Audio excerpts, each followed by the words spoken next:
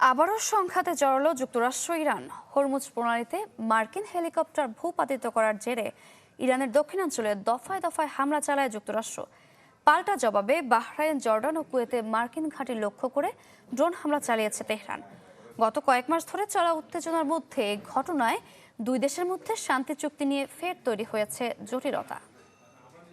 আমি ভরসা রাখি হিরন স্মার্ট ওয়াটার পিউরিফায়ারে। একদিন আগেই মার্কিন প্রেসিডেন্ট দিয়েছিলেন ইরানের সাথে চুক্তির খুব কাছাকাছি পৌঁছানোর বার্তা।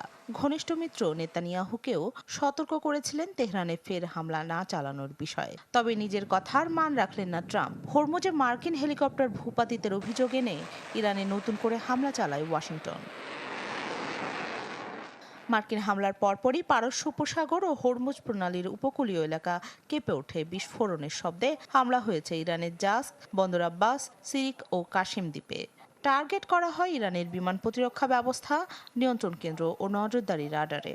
সিরিকের বেমানি এলাকায় ধ্বংস হয়েছে একটি টেলিকমিউনিকেশন টাওয়ার ও 2টি পানির ট্যাঙ্ক। নতুন করে আগ্রাসনের জবাবে বাহরাইনে মার্কিন পঞ্চম নৌবহরে হামলা চালায় আইআরজিসি। এ সময় নাগরিকদের নিরাপদে সরে যাওয়ার নির্দেশ দেয় বাহরাইন সরকার। এছাড়া জর্ডান সহ উপসাগরীয় অঞ্চলের কিছু মার্কিন ঘাঁটিতে হামলার দাবি করে তেহরান। সংঘাত অব্যাহত থাকলে আরও কঠোর জবাব দেওয়ার হুঁশিয়ারিও দিয়েছে দেশটি। কোনো হামলার পাল্টা জবাব না দিয়ে থামবে না ইরান, জানিয়েছেন দেশটির পররাষ্ট্রমন্ত্রী আব্বাস আরাকচি। আরও বলেন, ইরানের শক্তি ও দৃঢ়তার পরীক্ষা করছে যুক্তরাষ্ট্র।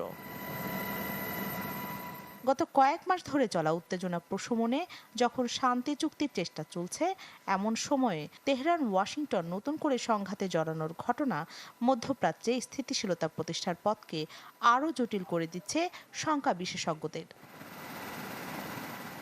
রাখি জেসমিন, চ্যানেল 24।